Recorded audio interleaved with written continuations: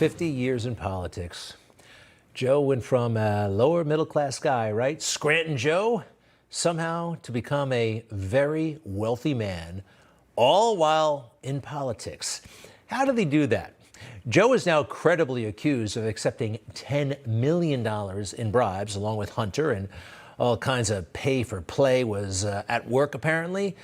But he's not in trouble right now. Donald Trump is.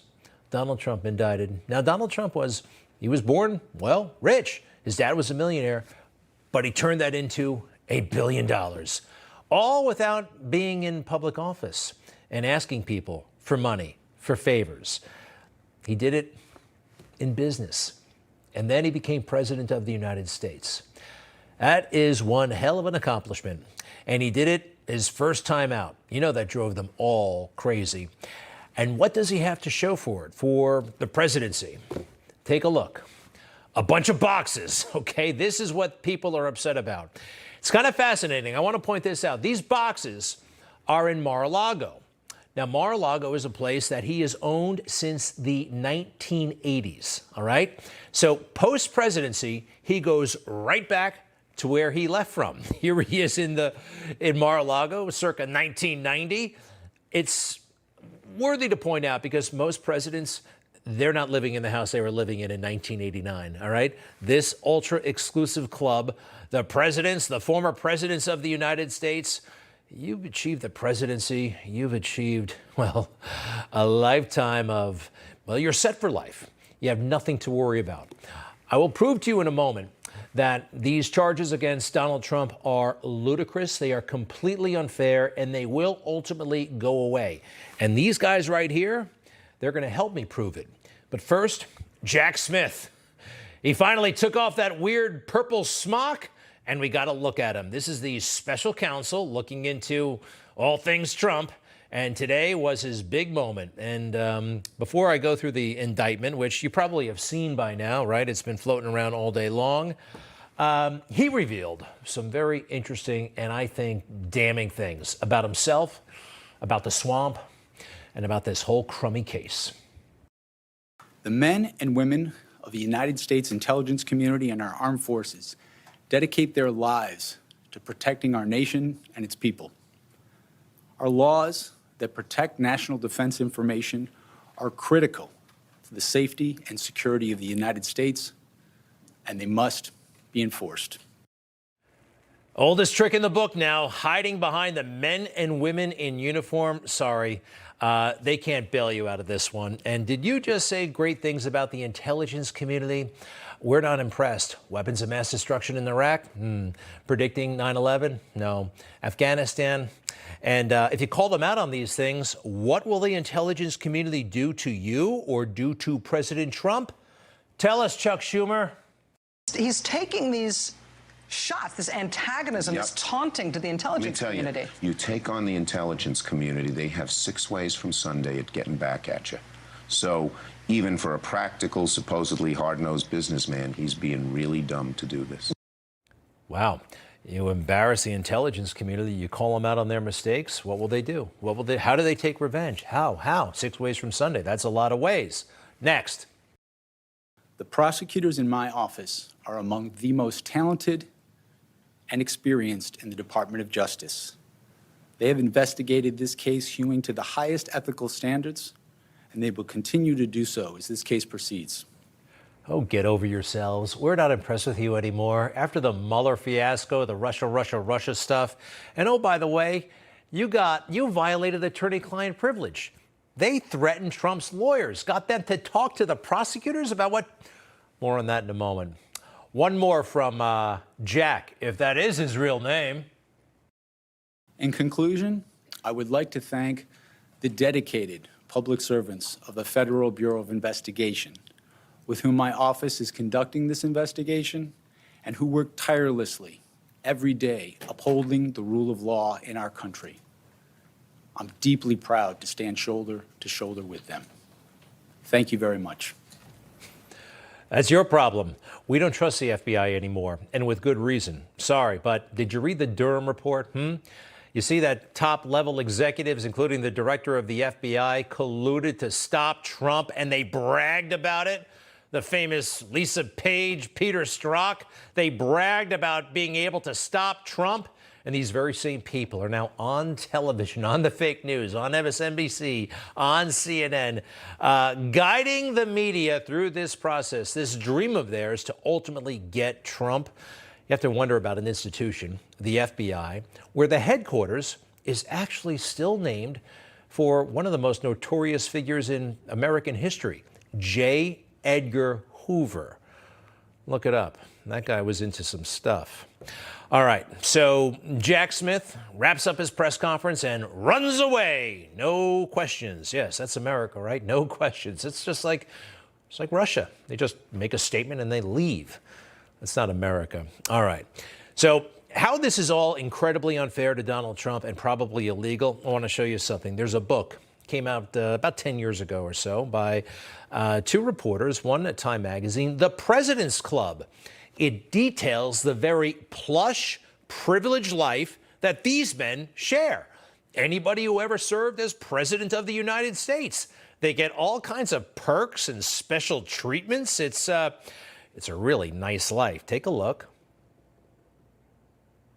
The most exclusive group in the world is a list of men who have been president of the United States. Of all the people alive today, only five have occupied the White House as the president of the United States. They have either been or currently are the most powerful man in the world. It's about the link that former presidents have with each other because it's this rarefied group that has experienced something that no one else has. To look inside the most exclusive club in the world, the President's Club.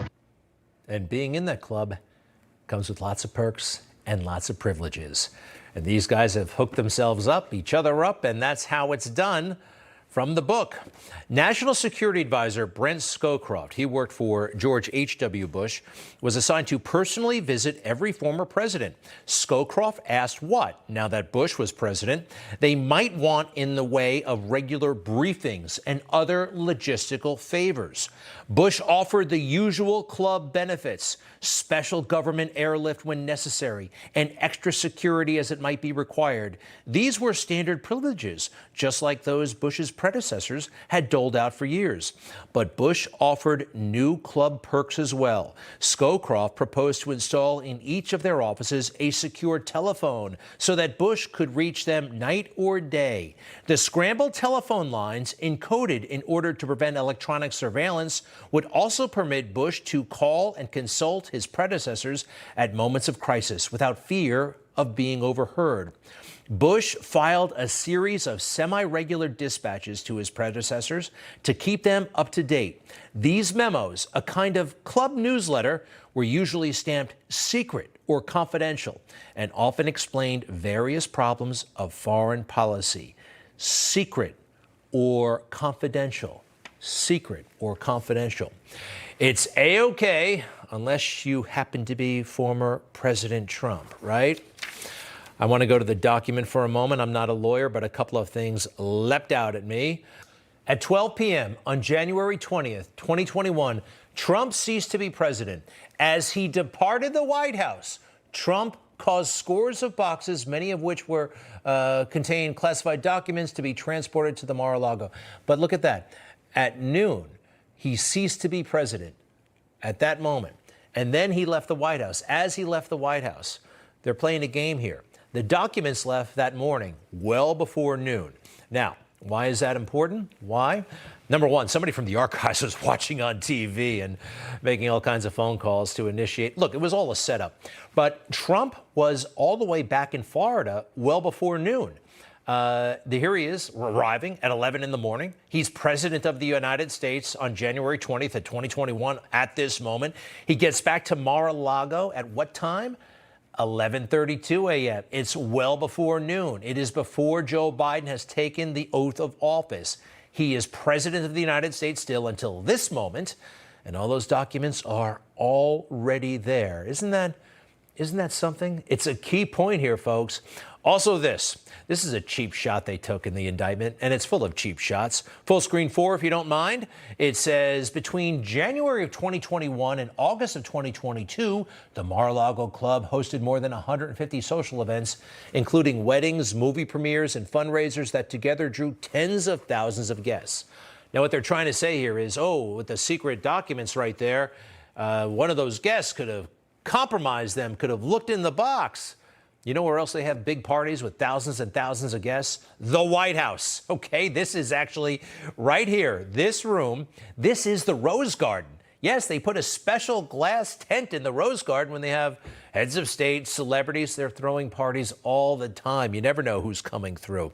Here's something that was really nasty of these prosecutors. They basically persecuted Donald Trump's butler. That guy over there, his name is Walter. And, well, they got him to talk about where he put boxes. Were they in this room or were they in that room? This is the FBI talking to Donald Trump's butler. Where were the boxes? Were they here? Were they there? I'm telling you, it's unbelievably trivial and small. And our FBI is doing this kind of stuff. It's ludicrous. It should be beneath them, but we know now it's not. Next slide, please, if you don't mind.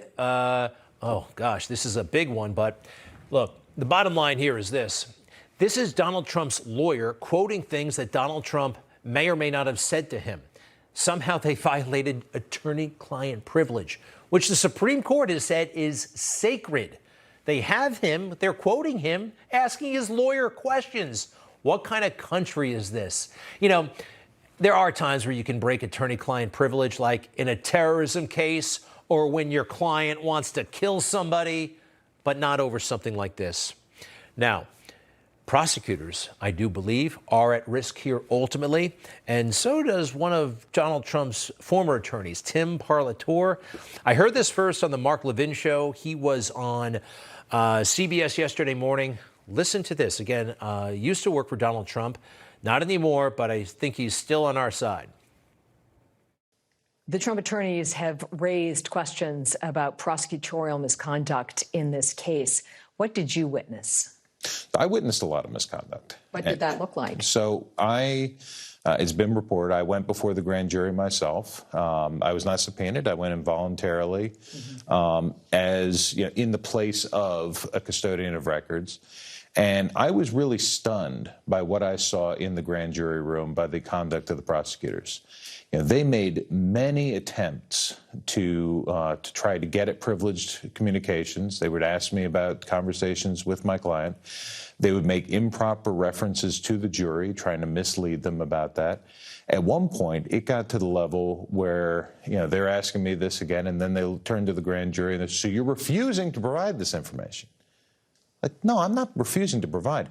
The ethical rules prohibit me. Even if the answer to this question is helpful, I'm not allowed to give it. Fascinating, isn't it? And I can so see that. The prosecutors leading. Look, they got what they wanted. They got lawyers to... It's incredible. One more. I turned to the jury and I said, and she knows it. She knows that it's an improper question. It's an improper inference. That then led to an exchange where she tried saying, well, the privilege has exceptions. It could be waived, yes. Well, if the president's so cooperative, why won't he waive privilege and allow you to tell the grand jury about his conversations? Why does that cross a legal red line? That crosses a major red line as far as implying guilt to a jury based on the invocation of a constitutional right.